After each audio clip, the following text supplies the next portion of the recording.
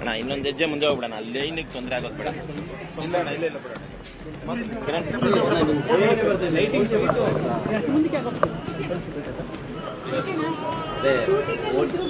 Voting ಮಾಡೋಕ್ಕೋಸ್ಕರ ಇಲ್ಲಿ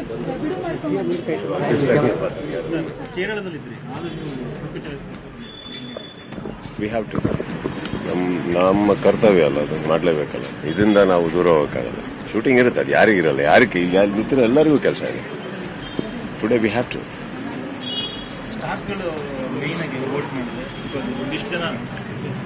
stars ಆಗಿ ನಾವು ವೋಟ್ ಮಾಡೋಕ್ಕಾಗಲ್ಲ ಬಿಡ. ನಾವು ನಮ್ಮ ಒಳ್ಳೇದಕ್ಕೋಸ್ಕರ ನಾವು ಮಾಡ್ತಾ ಇರೋದು ಇದು. ನಮಗೆ ಇಂಥವ್ರು ವ್ಯಕ್ತಿಗಳು ಬಂದರೆ, ಇಂಥವ್ರು ಆಡಳಿತಕ್ಕೆ ಬಂದರೆ ಒಳ್ಳೇದಾಗತ್ತೆ ಅನ್ನೋ ಒಂದು, ಅದರಲ್ಲಿ ಎಲ್ಲರದು ಸ್ವಾರ್ಥ ಇದೆಯಲ್ಲ.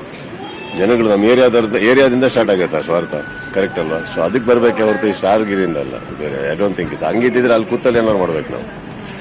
ಸೊ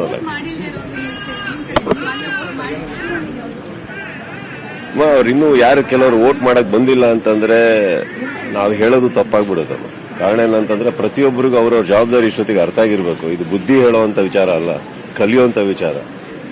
ಮನೆಯಲ್ಲೇ ಕೂತಿದ್ದಾರೆ ಅಂದ್ರೆ ದೇವ್ರು ಚೆನ್ನಾಗಿಟ್ಟಿರ್ಲಿ ಅಷ್ಟೇ. ಇಲ್ಲ ಸರ್, ನಾನು ಆಕ್ಚುಲಿ ತುಂಬಾ ಹಿಂದೆನೆ ನಾನು ಬರ್ದಿದ್ದೆ, ಒಂದು ಪತ್ರನೂ ಬರ್ದಿದ್ದೆ. ಅದು ಎಲ್ಲರೂ ತಾವುಗಳೇ ಅದನ್ನ ಇದು ಮಾಡಿ, ಏನಕ್ಕಂದ್ರೆ ಯಾರ ವಿರುದ್ಧವಾಗ್ಲಿ ಅಥವಾ ಯಾರಿಗೂ ನೋಯಿಸ್ಬೇಕು, ಯಾರಿಗೂ ನೋಯಿಸಬಾರ್ದು, ಪೊಲಿಟಿಕಲಿ ಕರೆಕ್ಟ್ ಆಗಿರ್ಬೇಕು ಅನ್ನೋದಲ್ಲ. ಇದು ನಾವು ನಮ್ಮ ಜೀವನಗಳಲ್ಲಿ ತಗೊಂಡಂತ ಕೆಲವು ನಿರ್ಧಾರಗಳು.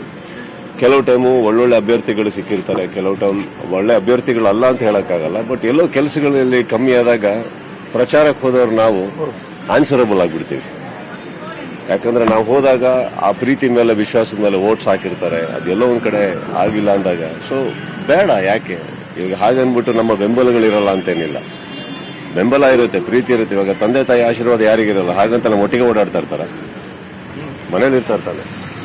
ಸೊ ವಿ ಶುಡ್ ನೋ, ಅಲ್ಲಿ ನಮ್ಮ ಸ್ನೇಹಿತರಿಗೆ ಗೊತ್ತಿದೆ ನಮ್ಮ ಬೆಂಬಲ ಇದೆ ಅಂದ್ಬಿಟ್ಟು, ನಮ್ಮ ಸಪೋರ್ಟ್ ಇರುತ್ತೆ. ಅದು ಎಲ್ಲೋ ಒಂದ್ ಕಡೆ ಒಳ್ಳೇದು ಕೆಟ್ಟದ್ದು ಹಂಚ್ಕೋತಾ ಇರ್ತೀವಿ, ಮಾತಾಡ್ತಾ ಇರ್ತೀವಿ, ವೈಯಕ್ತಿಕವಾಗಿ ಅಲ್ಲಿ ಇಲ್ದಲೇ ಇರ್ಬೋದು.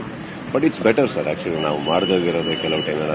I think we shouldn't endorse this. I personal is my feeling. ಇದು 2 ವರ್ಷದ ಹಿಂದೆ ಬರೆದಂತ ಪತ್ರ, ಇವತ್ತು ತಗೊಂಡು ನಿರ್ಧಾರ ಅಲ್ಲ.